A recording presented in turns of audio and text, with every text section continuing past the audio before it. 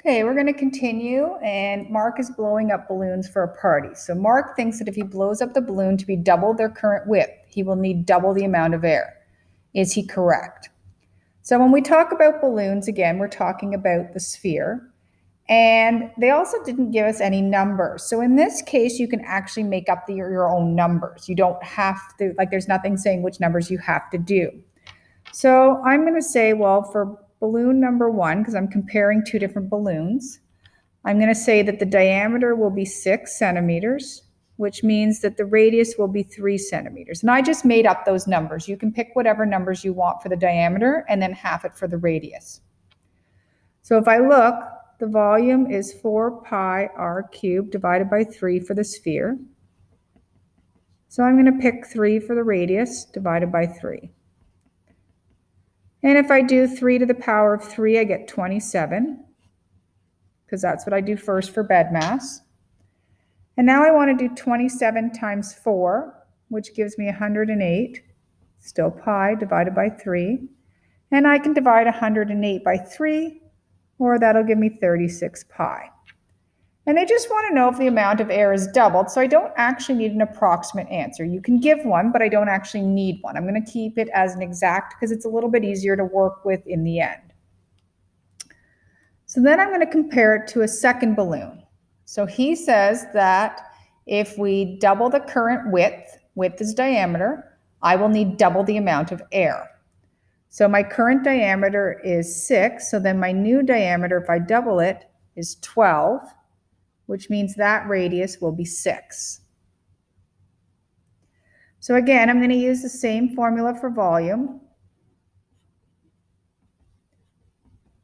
And I'm going to replace r with 6 this time. So I'm going to do 6 cubed, which is 216, and divided by 3. Following BEDMAS, I'm going to do 216 times 4, which gives me 864, still pi, divided by 3.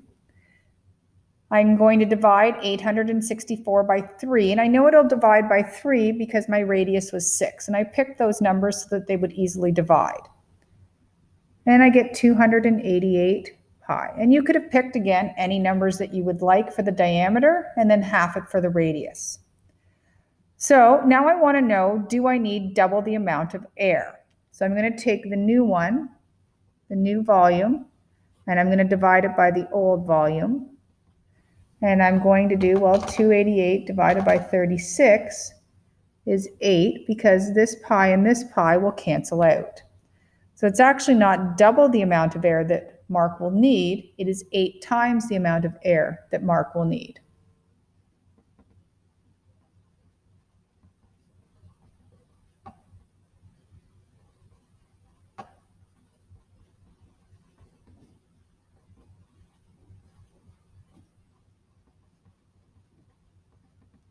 And it wanted to know if he was correct, so he is not correct.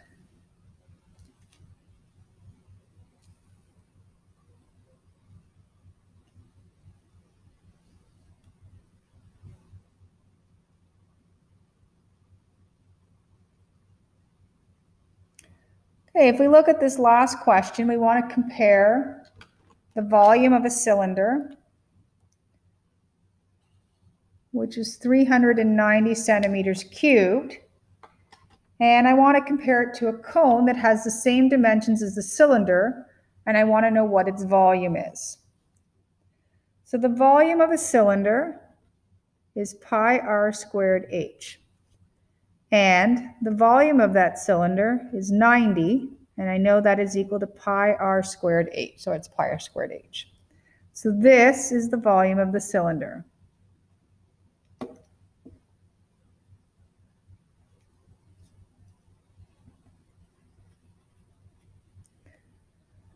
Well, the volume of a cone is pi r squared h divided by 3. And I know from here that if they have the same dimensions as the cylinder, I can compare them. So I know that 390 is the same as pi r squared h. So I can look and say, well, if I replace pi r squared h with 390, and then divide by 3, the volume will be 390 divided by 3, or 130 centimeters cubed, and this would be the cone. And this would make sense because if they have the same dimensions, a cone is always 1/3 that of a cylinder, which means 3 cones can fit inside of the cylinder. So if I multiply 130 by 3, I should get 390. So I can say, therefore, the volume of the cone is 130 centimeters cubed. And that works only if they have the same dimensions.